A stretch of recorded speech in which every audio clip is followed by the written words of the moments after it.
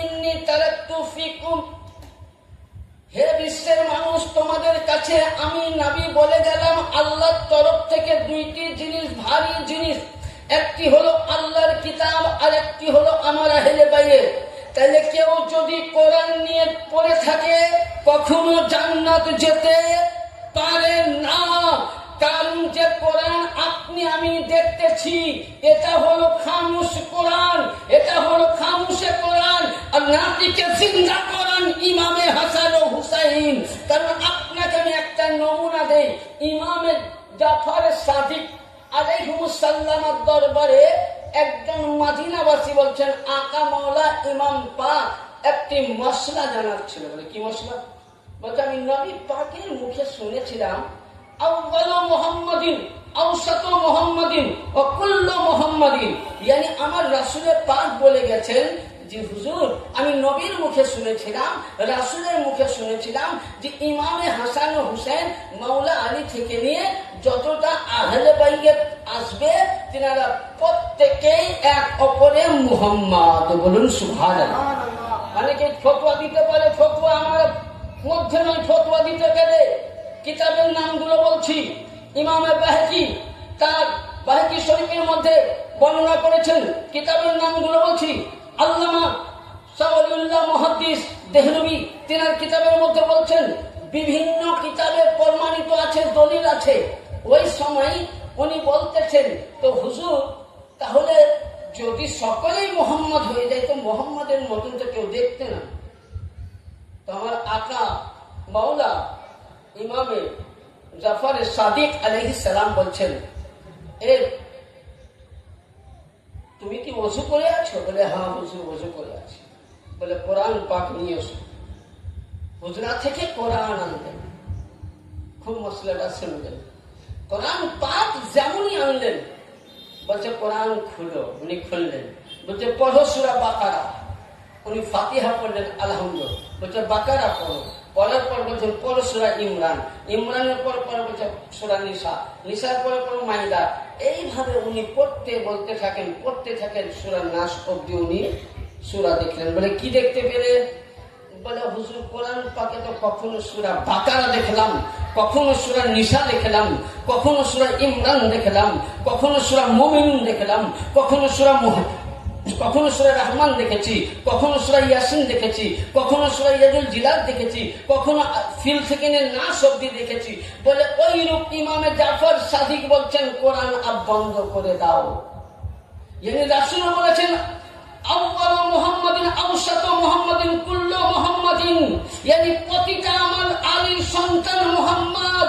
তো বলে হুজুর আমার আকা বলতেছেন যে তুমি যখন কোরআন খুললে কখনো সূরা রহমান, কখনো সূরা ইয়াসিন, কখনো সূরা মুজাম্মিল, কখনো সূরা নূহ, কখনো সূরা ইউসুফ, কখনো সূরা মুদাসসির, কখনো সূরা আলাম তারা, কখনো সূরা ফিল, কখনো সূরা মাউন, কখনো সূরা লাহাব, কখনো সূরা ইখলাস, কখনো ফালাক, কখনো নাস। বলে হ্যাঁ। বলে শুনো, তাহলে ঘটনাটা শুনো। যখন সর্বপ্রথম রাসূলুল্লাহ খোদার নূর এসেছেন তখন মুহাম্মাদের চেহারা নিয়ে এসেছেন, মুহাম্মাদের নূরখানা আলী হিসাবে পাঠানো হয়েছে। yani মুহাম্মাদুর রাসূলুল্লাহ নূরে পাক কখনো আলীকে বলে পাঠা হলো, আলী মুহাম্মাদের নূরে পাক কখনো ফাতেমাকে পাঠা হলো, মুহাম্মাদের নূরে পাক দিয়ে হাসানকে পাঠা হলো, হাসান পাককে নূরে পাক দিয়ে মুহাম্মাদের নূরে পাক দিয়ে হুসাইনকে দেওয়া হলো, মুহাম্মাদের নূরে পাক দিয়ে জাইনুল আবেদিনকে দেওয়া হলো, জাইনুল আবেদিনের নূরে পাক দিয়ে 12 ইমামকে দেওয়া হলো। তারপরে বলতেছেন শুনো শুনো আহলে বাইত থেকে কখনো মুহাম্মাদের নূর গৌসে আজম হয়ে উঠলেন, কখনো মুহাম্মাদের নূর গৌসে সানি পাক হয়ে উঠলেন, কখনো মুহাম্মাদের নূর সুবহানাল্লাহ কুতুবে রব্বানি কুতুবে বারি পাক হয়ে উঠলেন, কখনো আর মুহাম্মাদের নূর কুতুবে রব্বানি পাক হয়ে উঠলেন, কখনো মুহাম্মাদের নূর সুবহানাল্লাহ আলা হুজুর পাক হয়ে আসলেন, কখনো মুহাম্মাদের নূর মুর্শিদ আলী আল কাদেরী মাওলা পাক হয়ে আসলেন, কখনো মুহাম্মাদের নূর পীর মুর্শিদ হয়ে আসলেন, কখনো মুহাম্মাদের নূর পান্ডা হুজুর হয়ে আসলেন, কখনো মুহাম্মাদের নূর বড় হুজুর পাক কিবলা ও কাবা, কখনো মুহাম্মাদের নূর ছোট হুজুর পাক কিবলা ও কাবা, কখনো মুহাম্মাদের নূর ইয়াসুফ আলী আল কাদেরী হয়ে আসলো।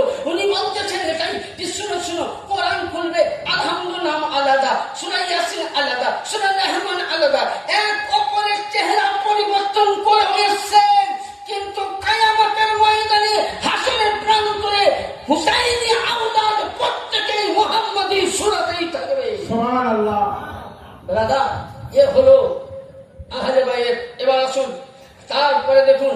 আমরা আহলে বাইয়াতের দামান ধরে কখনোই আমরা গুমরাহ হব না।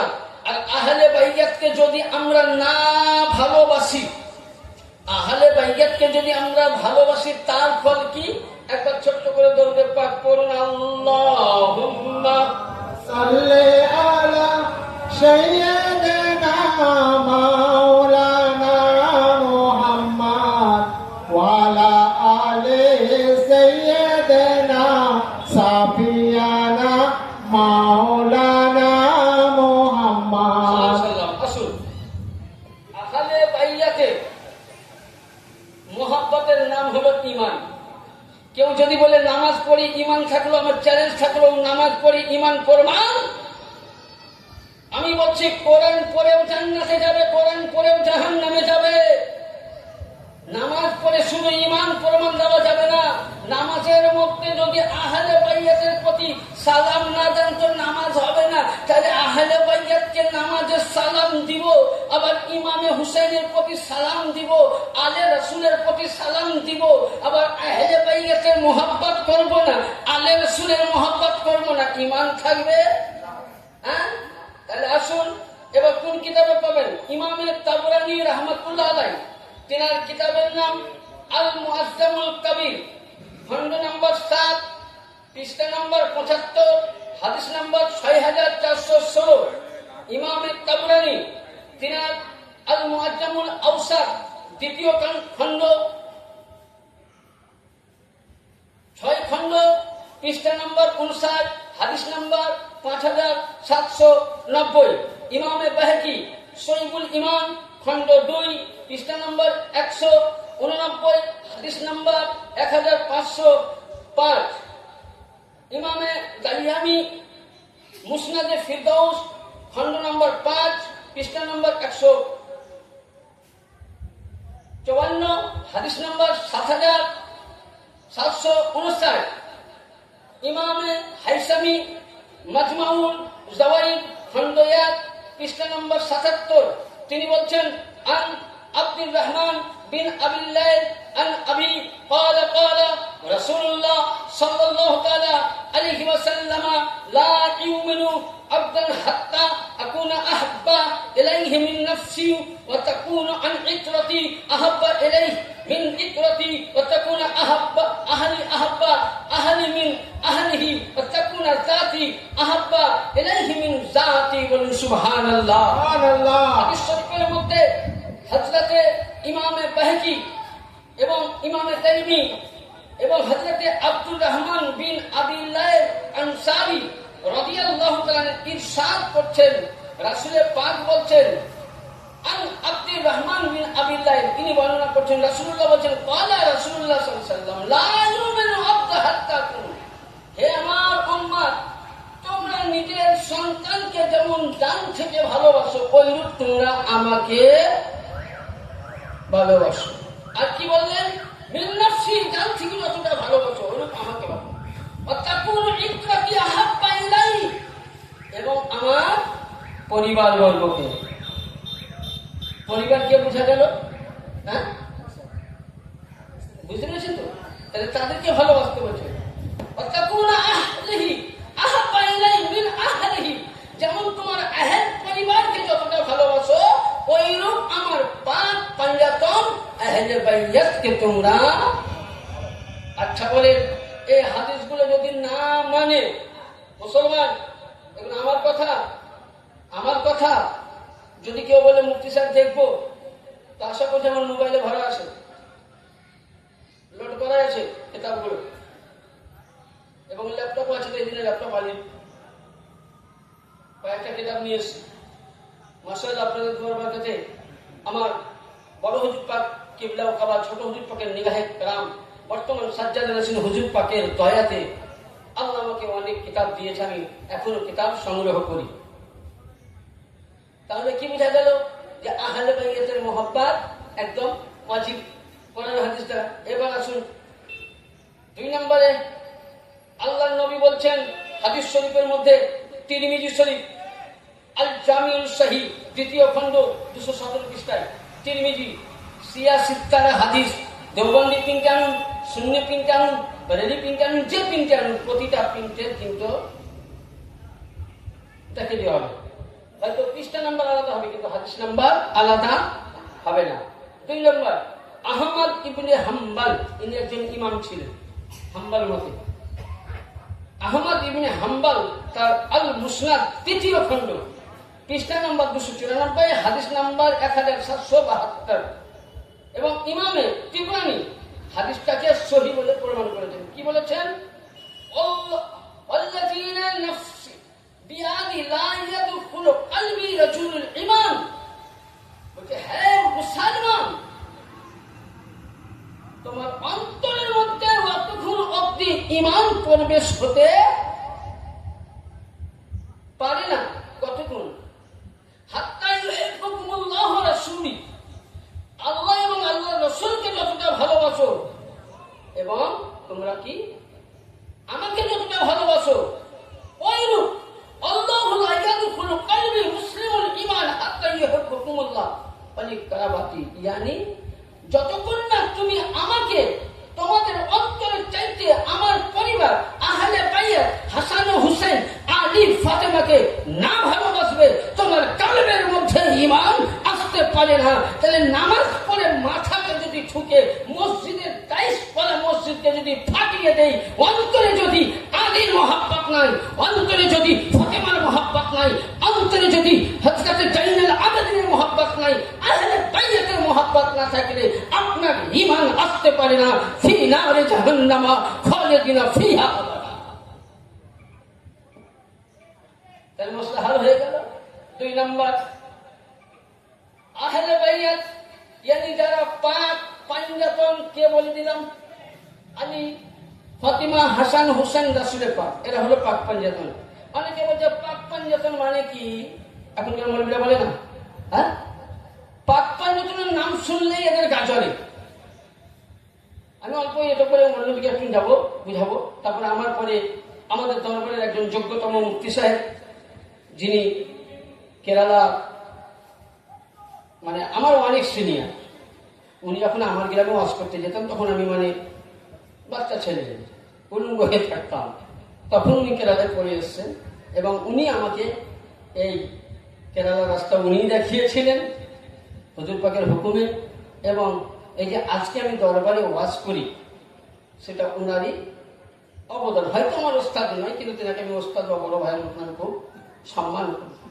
মানে দরবারের মধ্যে যেহেতু উনি আমাকে বেশি আগ্রহিত করে দরবারে হুজুর পাকের কাছে বলে, উনি আমাকে যে হুজুর এখন আমাদের ভালো ওয়াজ করে, যাই হোক মালিকের দয়া, উনি আরজি করাতে কবুল হয়েছে। আসুন এবার আহলে বাইতে কি বলছে, যে পাক পাঞ্জাতনের মোহাব্বত কারিগণ কাল কিয়ামতের ময়দানে এবং সে ব্যক্তি নবী পাকের সাথে থাকবে। কি হাদিস? আন আলী ইবনে আবি তালিব আন্না রাসূলুল্লাহ সাল্লাল্লাহু আলাইহি ওয়াসাল্লাম আখাযু বিয়াদি হাসান ও হুসাইন ফাকাল মান আহাব্বি আহাব্বানি ওয়া হাব্বা হাযানি ওয়া হাবনাহুমা কানা মায়া ফি দারাজাতি ইয়াউমিল কিয়ামাত।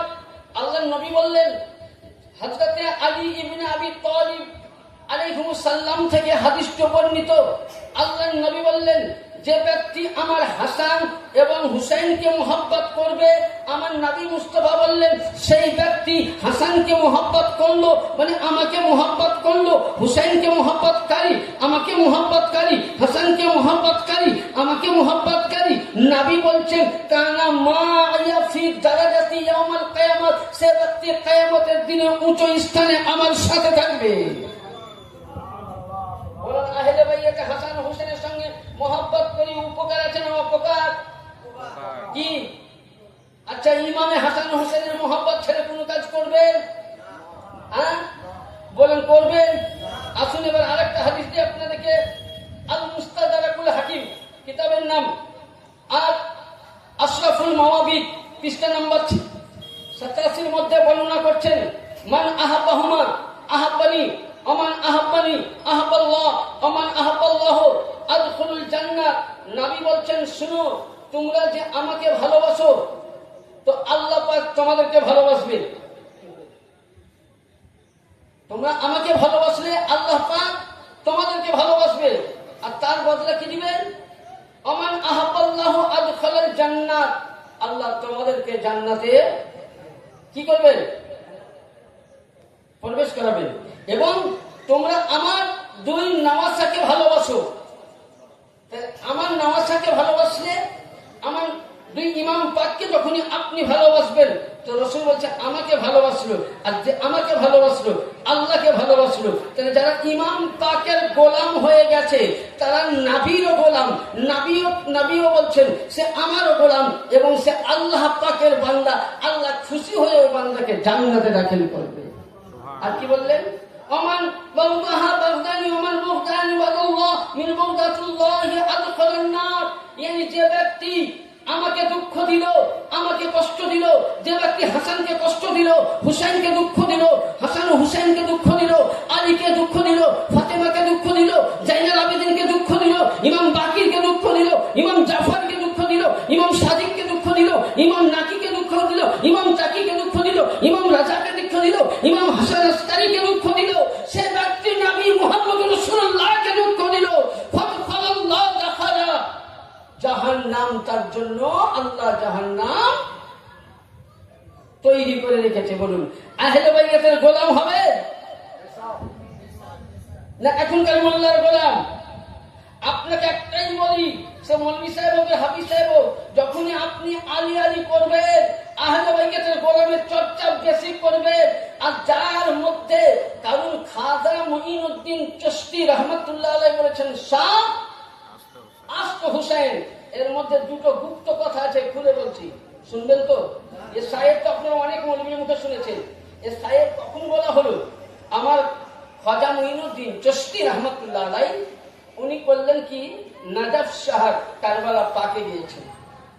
মৌলা আলী হোসেন কি বলছেন, আকা মৌলা, এ আমার মৌলায় কায়না, আমি ছোট ইমাম পাক সাইয়েদিনা ইমামে হুসাইন আলাইহিস সালামের রওজা পাকে কারবালা পাকে আমি জিয়ারত করতে যাব, যদি আপনার হুকুম হয়। খাজা মুঈনুদ্দিনকে মৌলা আলী রওজা আতহার থেকে বললেন যা। খুব মশলাটা শুনবেন। উনি ওখানে প্রথমে বলছেন তো আমরা কতটুকু শুনি, আর তার আসল পূর্ণ ভেদটা শুনুন। উনি বলছেন শাহ আস হুসাইন। শাহ মানে কি? ফার্সি ভাষা নাকি? শাহ মানে কি? শাহ মানে বাদশাহ।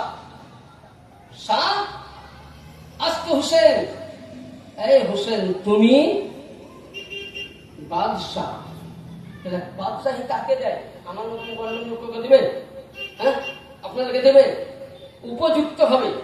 হ্যাঁ, খাজা পাক আমার মৌলা ইমাম হুসেন পাকের রওজায় গিয়ে বলছেন শাহ আস্ত হুসাইন, এ বাদশাহ, এ হুসাইন তুমি বাদশাহ। শাহ আস্ত হুসাইন, বাদশাহ হাস্ত হুসাইন, দিন পাঠা আস্ত হুসাইন, দিন আস্ত হুসাইন। yani এখানে খাজা মুঈনুদ্দিন চিশতি রহমাতুল্লাহ আলাইহি বলছেন হুসাইন তুমি কি দিন। এটা আসল দিন কে? জোরে বলুন কে? ইমামে হুসেন। আসল দিন কে? ইমামে হুসেন। তাহলে বোঝা গেল এখানে যে আসল দিন ইমামে হুসেন, yani নামাজ ইমামে হুসেন, রোজা ইমামে হুসেন, যাকাত ইমামে হুসেন, সদকা ইমামে হুসেন, ফিতরা ইমামে হুসেন, কাবা বাইতুল্লাহ ইমামে হুসেন, yani ইমামে হুসেন। খাজা মুঈনুদ্দিন চিশতি বলছেন আসল ধর্মই হলো ইমামে হুসেন। যার মধ্যে ইমামে হুসেন আছে সে হলো আমার মাতা আলা হুব্বে আলে মুহাম্মাদিন সাল্লাল্লাহু তাআলা সাল্লাম, মাতা আহলে সুন্নাত ওয়াল জামাত। yani যে ব্যক্তির মধ্যে আলী আলী আছে, যার মধ্যে হুসাইন হুসাইন করে, ফাতিমা ফাতিমা করে, তার পঞ্চতম গানে ডাঙ্কা বাজায়, সেই হলো আসল সুন্নি। ৭৩ নাম জান্নাতি, ৭২ জাহান্নামী। তাহলে কি বোঝা গেল? আসল ধর্ম আমার ইমামে হুসেন, আসল ধর্ম ইমামে পাক। খাজা মুঈনুদ্দিন চিশতি বলছেন পাঠা হুসেন, দিন পাঠা আস্ত হুসেন। এই হুসেন আপনার কাছে ধর্ম আশ্রয় নিয়েছে। হ্যাঁ, তাহলে নামাজ কোথা থেকে পেলে মোল্লা? আজকে তুমি যে নামাজকে নিয়ে লাফাও, যে কাবাকে নিয়ে লাফাও, যে কাবার হজকে নিয়ে লাফাও, যে রোজাকে নিয়ে লাফাও, তুমি যতই নামাজ পড়ো, হাদিস শরীফের মধ্যে আছে মাকামে ইব্রাহিমে দাঁড়িয়ে, হাজারে আসওয়াদে দাঁড়িয়ে, রুকুনে ইয়ামানের মধ্যে দাঁড়িয়ে যদি আপনি বুঝলেন সারা রাত্রি ইবাদত করেন, রোজা অবস্থায় থাকেন, আর ওই সময় যদি ইন্তেকাল করেন, আর আপনার অন্তরে যদি হুব্বে আহলে বাইত মাওলা আলী না থাকে, কসম খোদার খেয়ে বলি আপনার জন্য জাহান্নাম ওয়াজিব হয়ে গেছে। জানি তাহলে নামাজি, তোমার অন্তরে নামাজ থাকতে পারে, হুব্বে আলী নয়। যার মধ্যে হুব্বে আলী আছে, হুসেন হুসেন, হাসান হাসান, আলী আলী, ফাতেমা ফাতেমা, করনেওয়ালা আসলি সুন্নতি হানাফি জামাত, বাকি নামে হুসেন হুসেন করে, হুসেনের মহরম আসলে তাদের চুলকানি উঠে, হুসেনের নামে চুলকানি উঠে বলে মহরমে মর্শিয়া হারাম। ইমামে আহমদ রাজা,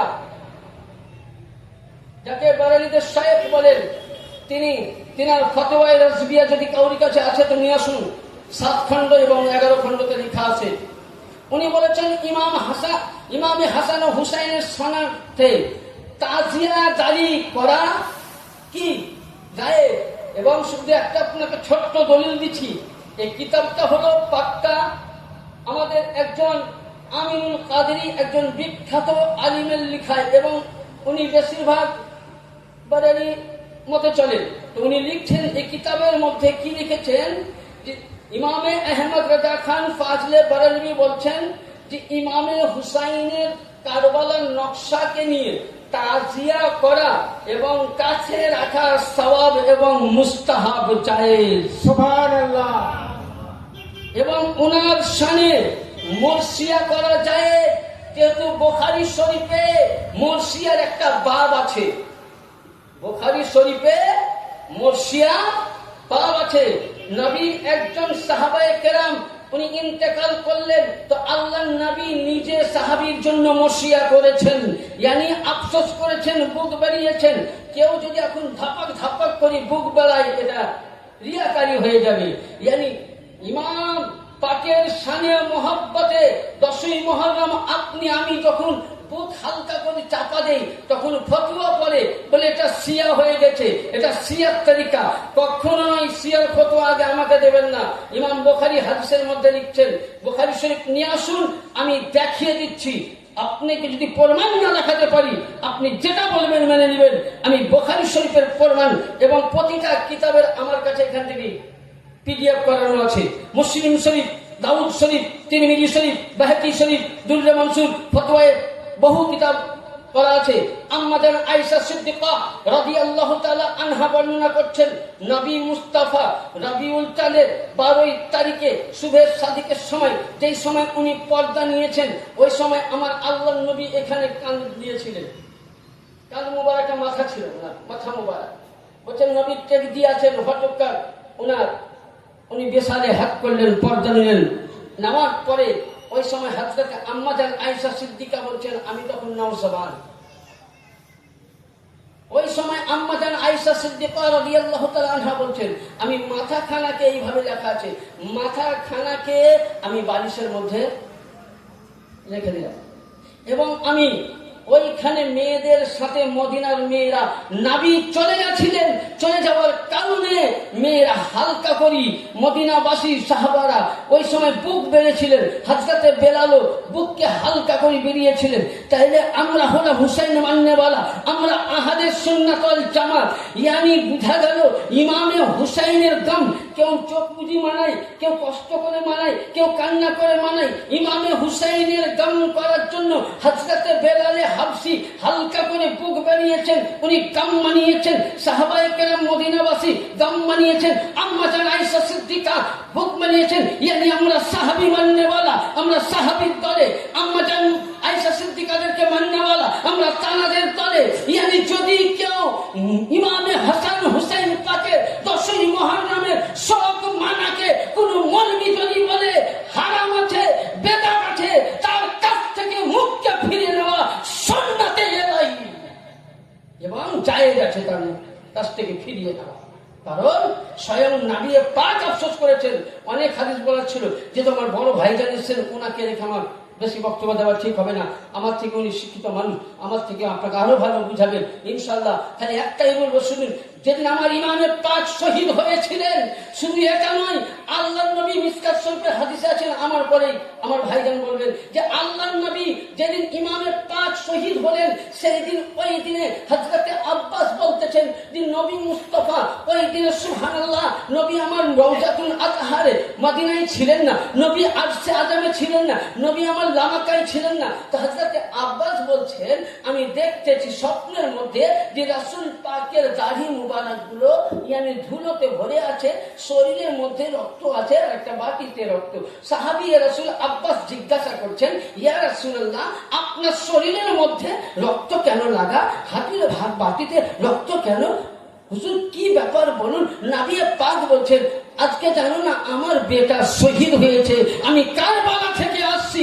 ইয়ানি বুঝা গেল যে নবী সেদিন বা হায়াতে ছিলেন না, পাল্লায় ছিলেন, মদিনার রওজায় না থাকতে পেরে গামে হুসাইন করেছেন। তাহলে আজকে যারা গামে হুসাইন করে, ওয়ালা তাজিলুন সুন্নাত তাহবিলা, নবীর গামে হুসাইন মারা নবীর সুন্নাত, আর এই সুন্নাতকে ভাই কাটনে वाला সুন্নি মুসলমান নয়, দুশমনে আহলে নারায়ে তাকবীর, নারায়ে তাকবীর, নারায়ে রিসালাত, নারায়ে রিসালাত। তাহলে বুঝা গেল আজিজানে মোহতারাম, গামে হুসাইন করা জায়েজ। হুসাইন পাক শহীদ হয়েছেন, আসমানের হুররা রক্ত বর্ষণ করে কান্না করেছেন। হুসাইন শহীদ হয়েছেন, কারবালার মাটি লাল হয়ে গেছেন। হুসাইন শহীদ হয়েছে মদিনার জায়গায় জায়গায় যেখানে পাথর উঠায় রক্ত বার হয়, কাবা বাইতুল্লাহ থেকে আসমানের ফারিস্তারা করিয়েছেন। তাহলে গামে হুসাইন বানানো জায়েজ আছে। কেউ যদি বলে যে ইমাম বাড়া উঠিয়ে দাও, কোন হাদিসে আছে নিয়ে আসো। আল্লামা জালালউদ্দিন সুয়ুতির কিতাব নুজহাতুল মাজালিস, আরাবিকটা নিয়ে এসো, উর্দুটা নয়। নুজহাতুল মাজালিস দ্বিতীয় খণ্ড 120 পৃষ্ঠার মধ্যে ইমাম বাড়া করা, হুসাইনকে ইয়াদ করার জন্য জায়েজ নিয়ে আসো। আল্লামা জালালউদ্দিন সুয়ুতির কিতাব, যদি কাউরি কাছে আরবি থাকে নিয়ে আসো, দলিল দিয়ে দিচ্ছি। আরবিক, উর্দুটা নয়।